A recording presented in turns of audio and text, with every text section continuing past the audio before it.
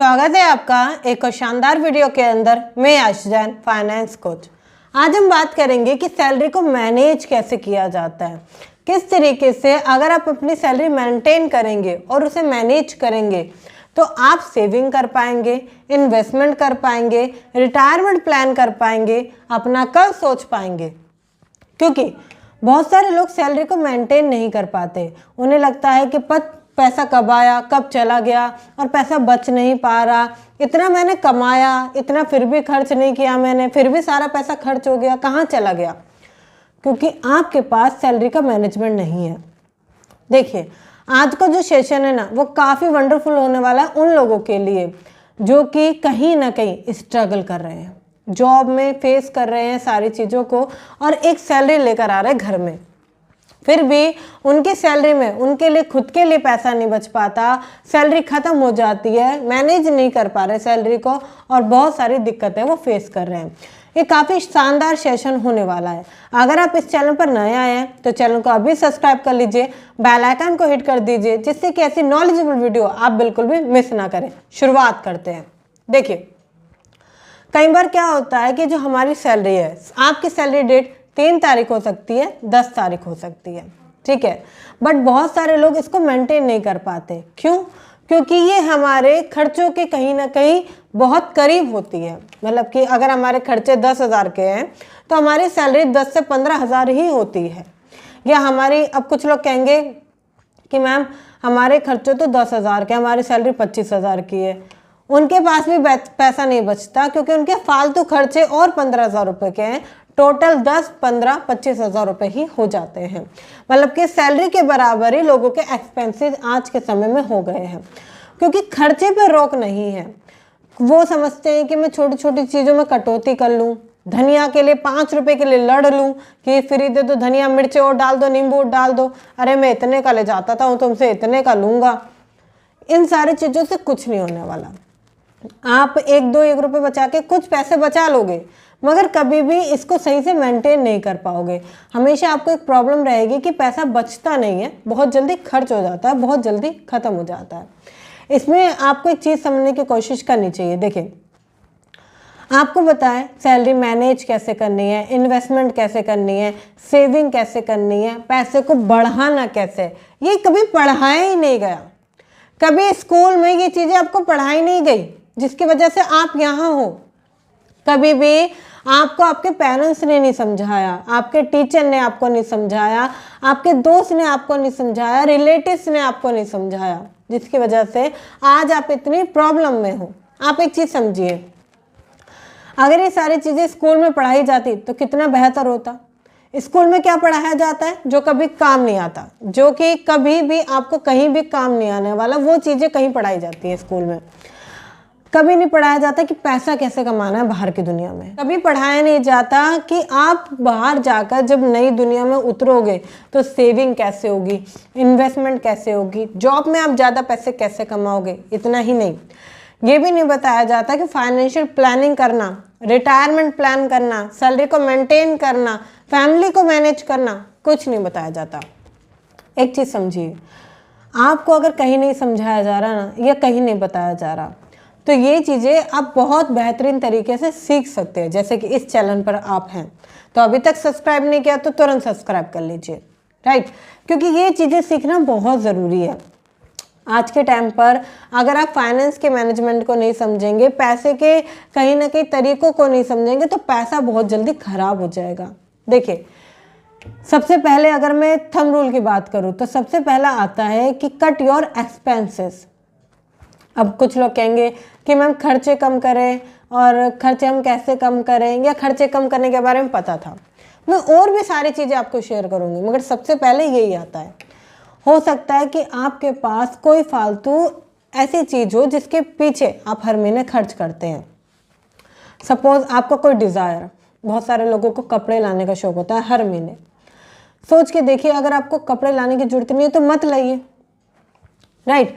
कोई ऐसा सामान जो अननेसेसरी है। बहुत सारे लोग क्या करते हैं, कुछ लोग डाइट शुरू करते हैं, डाइट शुरू किया, उसका सामान घर में ला के रख लिया, पूरी नहीं करी, उस सामान को फेंक दिया।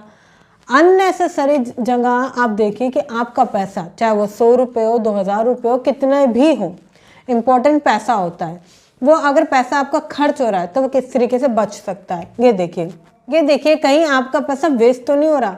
ऐसा तो नहीं है कि आपका पैसा बस ये फालतू की चीज़ों में जा रहा है। इस चीज़ को समझिए। हो सकता है कि कुछ ऐसी चीज़ें हो जो कि घर में एक्स्ट्रा चलती हो, आप बिजली के बिल पे बचा सकते हैं, ग्रोसरी पे बचा सकते हैं और फालतू शॉपिंग से बचा सकते हैं। ऐसी जगह से पैसे को बचाने की शुरुआत कीजिए। सबसे पहले कट योर एक्सपेंसेस से शुरुआत कीजिए। जब भी घर में खर्चे को कटौती करने की बात चले तो फैमिली को बिठाइए, उन्हें बताना ज़रूरी है कि घर में क्या प्रॉब्लम चल रही है। ये मत सोचिए कि पापा सोचेंगे तो क्या होगा, बेटे को नहीं बताते हैं, बच्चा है, बीवी को नहीं बताते हैं।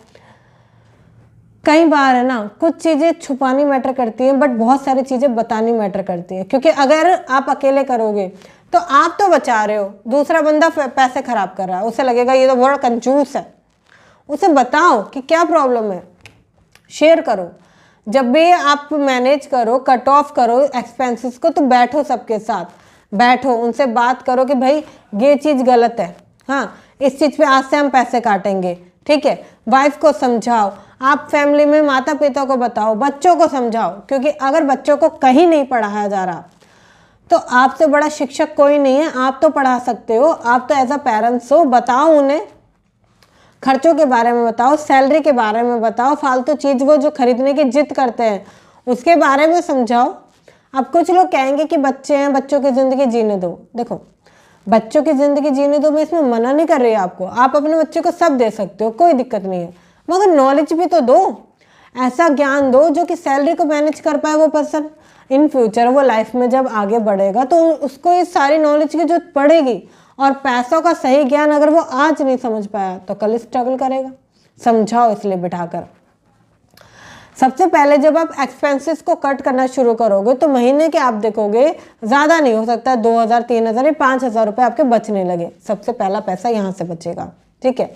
उसके बाद अगर मैं सेकंड सिनेरियो कहूँ तो वो आता है, आप एक चीज़ को समझिए, जो आपकी सैलरी है, एक रूल अप्लाई होता है इस पर, 50-30-20 रूल। 50-30-20 रूल क्या कहता है?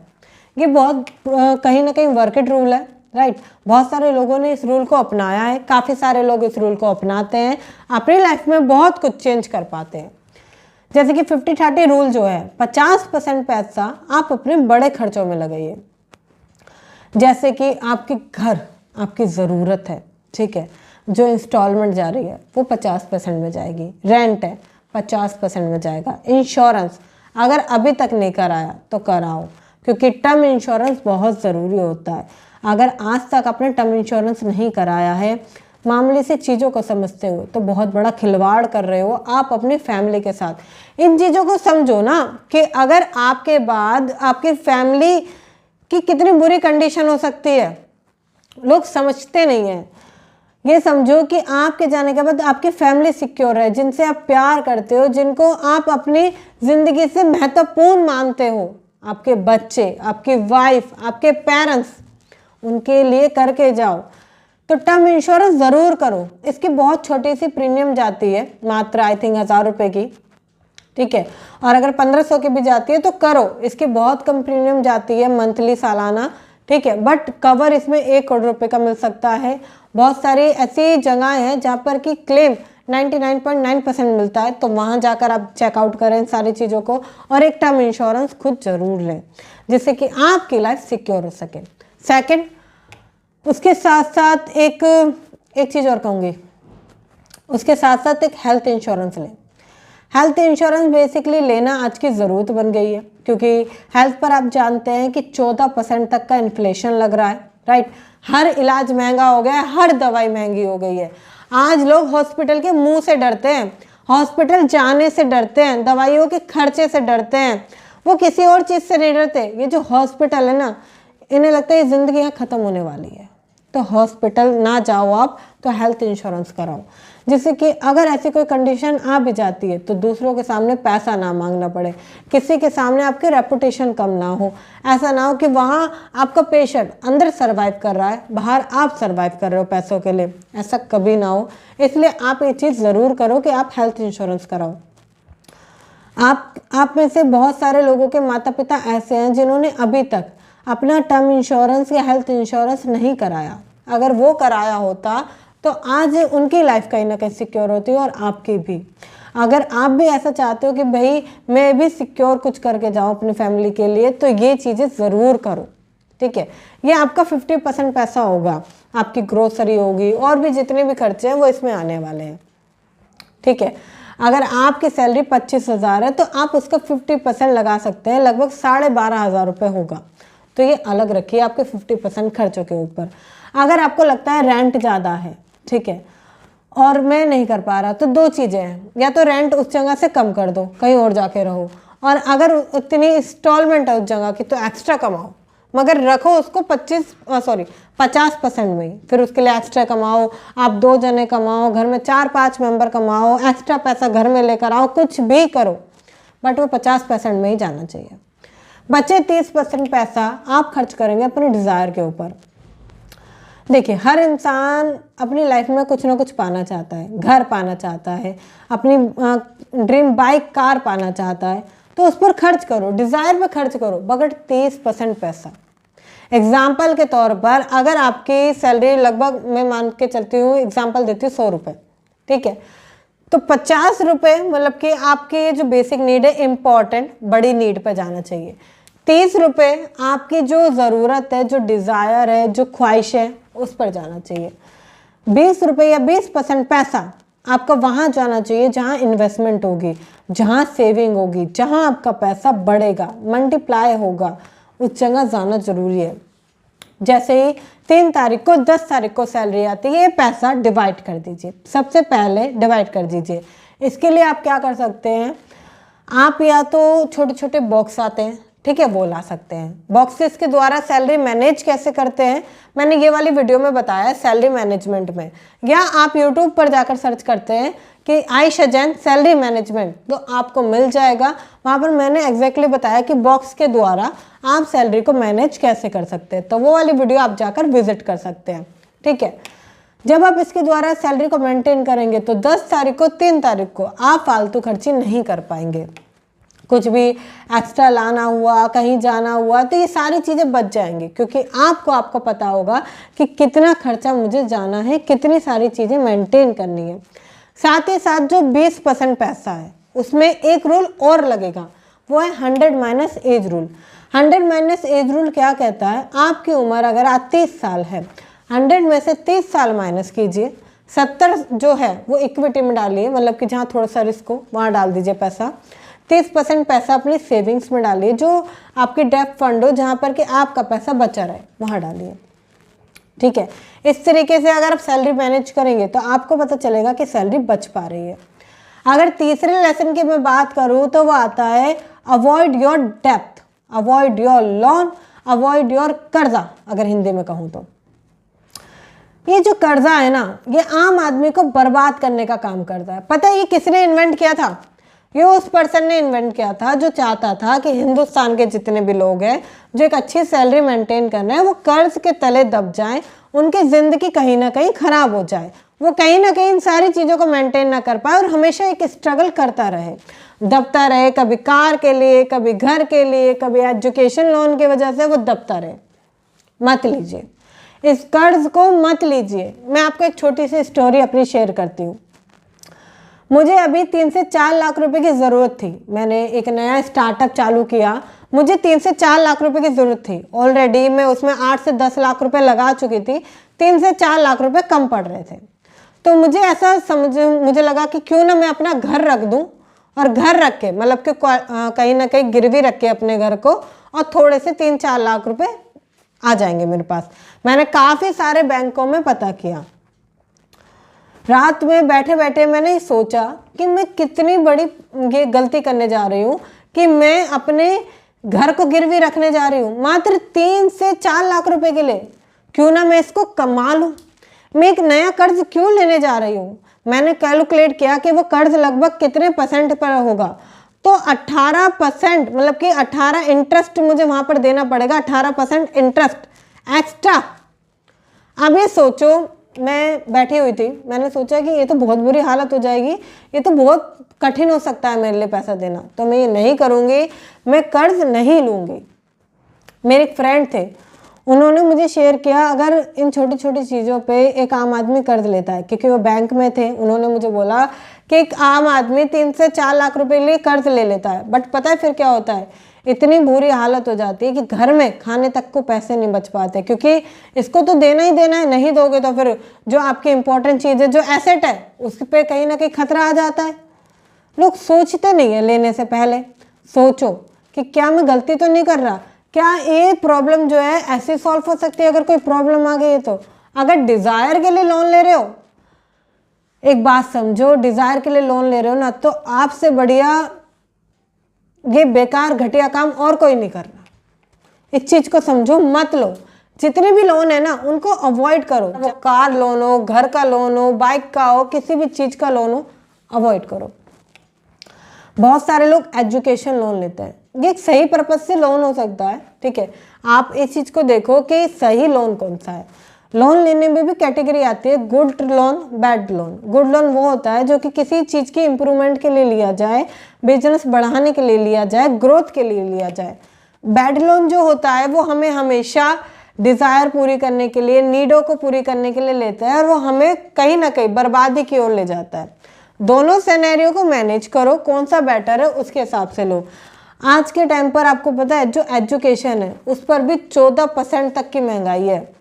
बहुत सारे लोग लोन ले लेते हैं इस चीज़ के ऊपर। लोन मत लो, इसको इस तरीके से करो, सपोज आपका जो बेबी है, अभी नया बेबी बॉर्न है, या अभी आपके पास बेबी है, लेकिन बच्चा है, ठीक है, तो जब वो आगे पढ़ना चाहेगा उसके हिसाब से अभी एक SIP करना शुरू कर दो। एक SIP आप डाल सकते हो, उसके नाम की FD आप डाल सकते हो, बहुत सारे ऐसे फंड है जो डाल सकते हो। उसका आप लोन लेने की जगह, जब वो बड़ा होगा उसके ऊपर लोन लेने की जगह, एजुकेशन लोन लेने की जगह एक बढ़िया बेहतरीन तरीके से आप ये चीज़ कर सकते हो। लोग सोचते नहीं हैं, उन्हें लगता है कि कोई बात नहीं, लोन ले लेंगे इस चीज़ के लिए, उस चीज़ के लिए। मत लीजिए। आपको पता है जो आपकी महंगाई है सरकार के अनुसार 6 से 7% की दर से बढ़ रही है, बट अगर आप नीड की चीज़ों पे देखोगे, क्योंकि सरकार लगाती है औसत, ऐसी चीज़ों का औसत और बताती है कि आपकी महंगाई 6 से 7% है, बट आपको पता है उन 100 चीज़ों के औसत में 90 चीज़ें आपके काम की नहीं है, 10 चीज़ें आपके काम की है। अगर उन पर आप लगाओगे तो महंगाई 10 से 11% बढ़ रही है। 14% आपका ये एजुकेशन बढ़ रहा है, और 14% कहीं ना कहीं आपकी जो हेल्थ की सेक्टर की महंगाई है वो बढ़ रही है। 10% आपकी एक्चुअल महंगाई बढ़ रही है। आपकी सैलरी कहीं ना कहीं इसमें कम पड़ रही है। जब आपकी सैलरी कम पड़ रही है तो ये चीज़ों को सोचिए कि इसको मैनेज कैसे करेंगे। अगर आपने अभी तक कर्ज को अवॉइड नहीं करा है तो कर्ज को अभी अवॉइड करो। कर्ज को उतारते कैसे है, अगर इसके बारे में जानना है तो मैंने अपने ही चैनल पर आपको वीडियो दी है, जाकर देखो अपनी लर्निंग पर टाइम लगाओ, ठीक है। अपने लिए फाइनेंस की नॉलेज के लिए टाइम लगाओ, रोज का 1 से 1.5 घंटा ज़रूर लगाओ। सीखो फाइनेंस कैसे मैनेजमेंट होता है, सैलरी कैसे मैनेजमेंट होती है, कोई कर्ज है आपके ऊपर, कर्ज कैसे उतरेगा, कर्ज को उतारने के तरीके, इन सारी चीज़ों को सीखो अच्छे से, राइट, क्योंकि सीखना ज़रूरी है। आप अपनी लर्निंग पर पैसा नहीं लगाते, आप अपनी लर्निंग पर टाइम नहीं लगाते तो लगाओ, क्योंकि आज के टाइम पर सीखना बहुत ज़रूरी हो गया है। एक चीज़ कहती हूँ, अगर आपको लगता है कि भाई मुझे पैसे कमाने के और भी सोर्सेज खड़े करने हैं, और भी जगह से मुझे पैसा कमाना है, तो आपके लिए मैं एक फ्री वर्कशॉप लेकर आ रही हूँ, और ये लिमिटेड लोगों के लिए है, सभी लोगों के लिए नहीं है, क्योंकि ये पेड वर्कशॉप है, राइट, बट ये लिमिटेड लोगों के लिए फ्री है। It's drop servicing. कैसे आप ड्रॉप सर्विसिंग करके पैसा कमा सकते हैं, महीने का लाखों रुपए, वो भी बिना किसी स्किल के। आपने क्लाइंट से चार्ज करे, सपोज कोई क्लाइंट है जो आपसे वेबसाइट बनवाना चाहता है बट आपको वेबसाइट बनानी नहीं आती है, क्लाइंट से आपने 25,000 रुपये चार्ज करे, फ्रीलांसर को यहाँ पर आपने 5,000 रुपये दे दिए, बीच में बचे आपके 20,000 रुपये। यह है आपका प्रॉफिट, जो कि बिना स्किल के आप कर सकते हैं, और आराम से 20,000 रुपये का प्रॉफिट आपने बचाया। अब आप पूछेंगे कि मैम क्लाइंट कहाँ से आया, कैसे फ्रीलांसर आया, कैसे मैंने मैनेज किया, कैसे प्रॉफिट बचाया, इन सारी चीज़ों को सिखाने के लिए आपके लिए एक शानदार वर्कशॉप में लेकर आई हूँ ड्रॉप सर्विसिंग की, और अभी ये कुछ लिमिटेड लोगों के लिए बिल्कुल फ्री है। तो आप गूगल फॉर्म का लिंक नीचे है डिस्क्रिप्शन में, जाकर चेकआउट कीजिए, उसको फिल कीजिए और साइन अप कीजिए, इनरोल कीजिए मेरे साथ, और जुड़ जाते हैं। ड्रॉप सर्विसिंग कैसे आप कर जाते हैं और कैसे आप महीने का 50,000 रुपये कमा सकते हैं। बहुत सारे लोगों ने कमाया है और अभी तक बहुत सारे लोग इनरोल कर चुके हैं, क्योंकि लिमिटेड लोगों के लिए फ्री है। तो अभी तक इनरोल नहीं करा तो जाकर अभी इनरोल कीजिए। हमारी टीम आपको कनेक्ट करेगी और बहुत सारी कहीं ना कहीं नॉलेज प्रोवाइड करने में, वर्कशॉप आप कैसे ले सकते हैं उन सभी में हेल्प करेगी। तो अभी तक चेकआउट नहीं करा है तो जाकर लिंक को चेकआउट ज़रूर करें। अगर अगले रूल की मैं बात करूं तो वो आता है आपका सेव योर 10%। देखिए, आपकी सैलरी का 10% हिस्सा आप अपने लिए बचाइए, ज़रूरी है। कभी भी आप अपने लिए नहीं बचाते। अपने माता पिता को देखिए, आपके माता पिता ऐसे रहे हैं कि उन्होंने कभी भी अपने लिए पैसा नहीं बचाया। उनके पास कपड़े अच्छे नहीं हैं, कहीं वो घूमने नहीं गए, उनकी लाइफ में कुछ एडवांस नहीं रहा, कुछ डिज़ायर पूरे नहीं कर पाए। क्यों? कई बार आपने देखा होगा, आप पैसे किसके लिए कमाते हैं? आप कमाते हैं रेंट वाले के लिए, रेंट जाना चाहिए। आप कमाते हैं कमेटी, इंस्टॉलमेंट के लिए, बच्चों की फीस के लिए, ग्रोसरी के लिए, खुद के लिए नहीं कमाते। इसलिए आपके पास कभी अच्छे कपड़े नहीं होते, कहीं आप घूमने नहीं जाते, कहीं आप डिज़ायर पूरी नहीं कर पाते। तो ये 10% हिस्सा ज़रूर बचाइए। अगर आपके सारा पैसा खर्च हो जाता है तो मात्र 10% तो बचा ही सकते हैं। कमेंट कीजिए मुझे आज ही से कि मैम इस सेशन को देखने के बाद आई कमिटेड कि मैं 10% बचाऊंगा। कमेंट कीजिए कि 10% मैं बचाऊंगा, क्योंकि आपके लिए, खुद के लिए ज़रूरी है। अगर ये रूल की मैं बात करूं, बहुत सारे लोग पहले अपनी सेविंग माइनस करते हैं, फिर अपने एक्सपेंसेस को खर्च करते हैं। बट ये उल्टा होता है सैलरी के केस में। वो लोग पहले अपना कहीं ना कहीं एक्सपेंस माइनस करते हैं, फिर बचा कुचा अमाउंट सेविंग में डालते हैं, गलत करते हैं। इनकम माइनस सरप्लस आपका एक्सपेंस होना चाहिए। मतलब कि पहले आप इनकम में से अपनी सेविंग घटा देंगे। पहले घटाइए सेविंग को, अपनी 2,000 रुपये, 3,000 रुपये, कितनी भी सेविंग है उसको घटाइए। उसके बाद आप एक्सपेंसेस में खर्च कीजिए। सेविंग का पैसा अगर आप पहले ही बचा लेंगे तो हमेशा सेविंग होगी। बहुत सारे लोग सेविंग का पैसा नहीं बचाते, वो एक्सपेंसेस में पहले खर्च कर देते हैं। अगर आप एक्सपेंसेस में पहले खर्च करेंगे तो कभी भी अमीर नहीं बन पाएंगे। अमीर बनने का सबसे पहला रूल है कि आप अपनी सेविंग बचाइए, सैलरी को मैनेज कीजिए। कभी भी कहीं भी पैसा इन्वेस्ट कर रहे हैं तो देखिए पैसा कब डबल होगा। रूल आता है रूल ऑफ 72। इसमें क्या होता है, आपका पैसा कब डबल होगा ये आप देख सकते हैं। एफडी में पैसा डाला, एफडी में आपका पैसा 6% की दर से बढ़ रहा है, मतलब कि 6% इंटरेस्ट। तो 72 को आप 6 से डिवाइड करो, जो आपकी अमाउंट आएगी लगभग 12 साल। तो ये 12 साल में आपका पैसा डबल होगा एफडी में। इस तरीके से कैलकुलेट करो सारी चीज़ों को। महीने का 100 रुपये करके दिन के 100 रुपये बचाओ, महीने का 3,000 रुपये बचेगा, बचाओ। सबसे पहले अपनी सैलरी मैनेज करने की हैबिट को डालो। आज अगर आपने हर जगह पैसा नहीं डालना शुरू किया तो पैसा आप ही का है, संभालोगे नहीं तो बच्चे की तरह इधर उधर चला जाएगा। बहुत सारे लोग अपने पैसे को मेंटेन नहीं कर पाते, इसलिए उनका पैसा खराब हो जाता है। शेयर कीजिए ये वीडियो उनके साथ जिनको ज़रूरत है, जो सैलरी मैनेज करना चाहते हैं, उनके खर्चों में सैलरी नहीं बच पाती। अगर अभी तक आपने गूगल फॉर्म साइन अप नहीं किया है तो पिन कमेंट में लिंक है, डिस्क्रिप्शन में लिंक है, चेकआउट करें। अभी ड्रॉप सर्विसिंग का फॉर्म साइन अप करें। आप चैनल पर नए हैं तो चैनल को अभी सब्सक्राइब कीजिए, बेल आइकन को हिट कीजिए। साथ ही साथ अगर अभी तक लाइक नहीं किया तो लाइक कीजिए। फिर मिलते हैं किसी शानदार टॉपिक के साथ, तब तक के लिए थैंक यू सो मच।